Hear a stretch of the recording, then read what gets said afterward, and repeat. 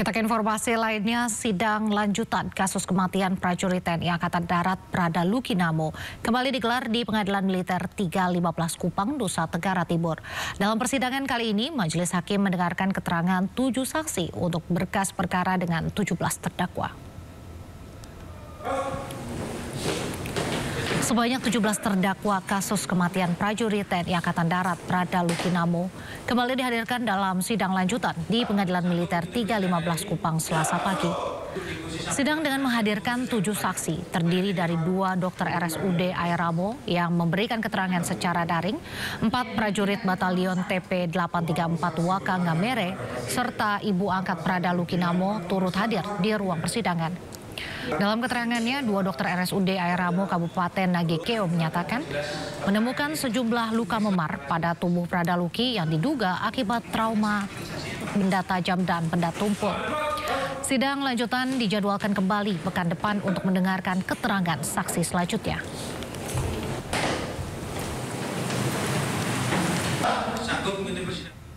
Praktisi hukum politik dan keamanan Nikolai Aprilindo menilai dakwaan auditor militer Kupang Nusa Tenggara Timur terhadap ancaman 9 tahun terhadap para terdakwa pembunuh Pratu Lukinamo terlalu ringan karena dari fakta yang ada penganiayaan yang mengakibatkan tewasnya Pratu Luki diduga sudah direncanakan. Lihat dari kejadian yang terjadi pada Prada Luki. Kalau menurut kacamata hukum kami, ini sudah dilakukan melalui satu perencanaan, bukan tiba-tiba, bukan tidak melupakan satu tindak pidana yang istilahnya by accident. Karena apa?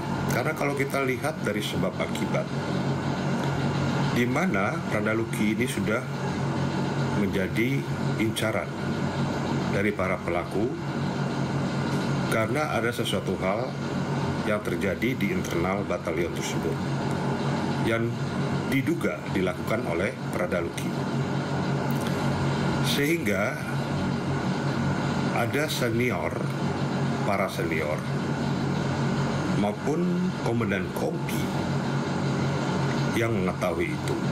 Bahkan komandan batalion pun seharusnya bertanggung jawab, tidak hanya pada tataran komandan kompi. Karena apa yang terjadi di batalion infanteri khususnya di dalam batalion itu harus sepengetahuan dari komandan batalion. Sehingga pertanggungan jawaban pidana pun harus ada pada komandan batalion. Garuda Muda siap tempur dengan memulai langkah bersejarah di ajang Piala Dunia U17 2025. Informasi lengkapnya usai jeda, tetaplah di Sindo Sore.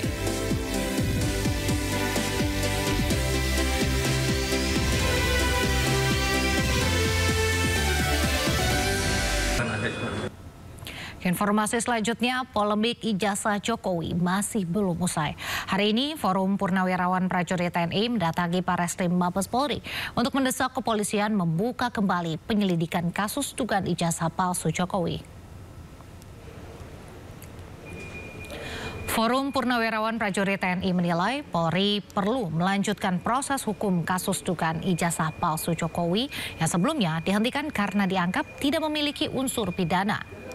Mereka juga meminta kepolisian untuk melaporkan kepada publik secara transparan terkait hasil penyelidikan kasus ini. Mendesak atau meminta kepada Kabareskrim untuk menyelidiki, menyidik kasus ijazah palsunya Jokowi. Karena masalah ijazah palsu Jokowi ini di samping sudah menyebar sekian lama di media sosial dan di media-media mainstream, sudah ada buku yang ditulis oleh Dr. Rismon, Dr. Roy, dan Dr. Tipa. Yang judul bukunya itu adalah Jokowi White Paper. Isinya di situ menunjukkan, menjelaskan dengan fakta akademis bahwa Jokowi itu tidak punya ijazah S1 Fakultas Kehutanan UGM. Kalau itu benar, berarti penipuan terhadap rakyat Indonesia yang jumlahnya hampir 300 juta itu. Itu penghinaan bangsa ini. Ini merusak nama kita baik dalam lingkup kita maupun dunia internasional. Dan kami minta juga kepada Kabar Eskrim menyelidiki dan melaporkan kepada publik secara terbuka dan transparan. Jujur.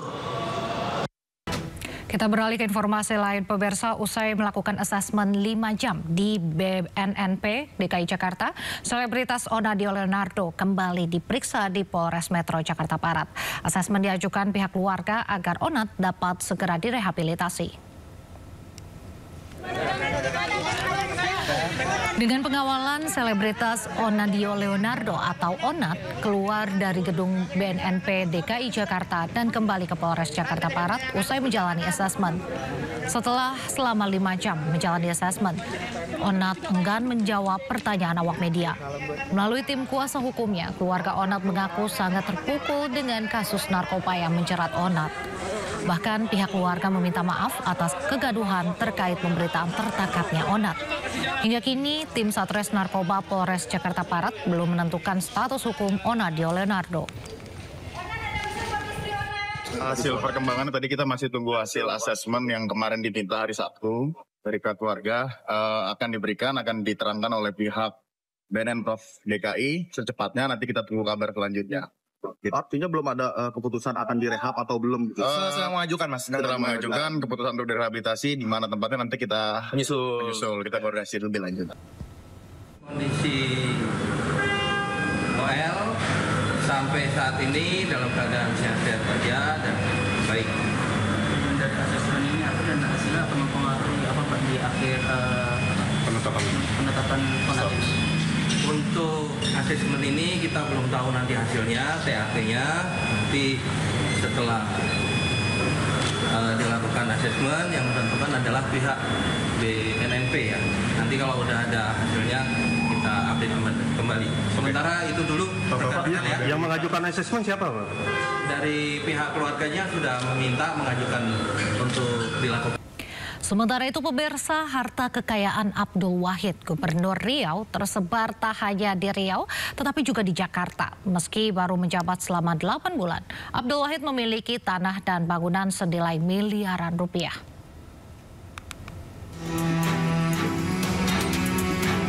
Gubernur Riau Abdul Wahid terakhir kali melaporkan kekayaannya pada 31 Maret 2024. Menurut data LHKPN, Abdul Wahid memiliki 12 aset berupa tanah dan bangunan senilai 4,9 miliar rupiah. Gubernur Riau ini juga memiliki 3 mobil senilai 780 juta rupiah. Sementara untuk kas dan setara kas senilai 621 juta rupiah. Abdul Wahid juga memiliki utang senilai 1,5 miliar rupiah. Total harta kekayaan yang dimiliki mencapai 4,8 miliar rupiah.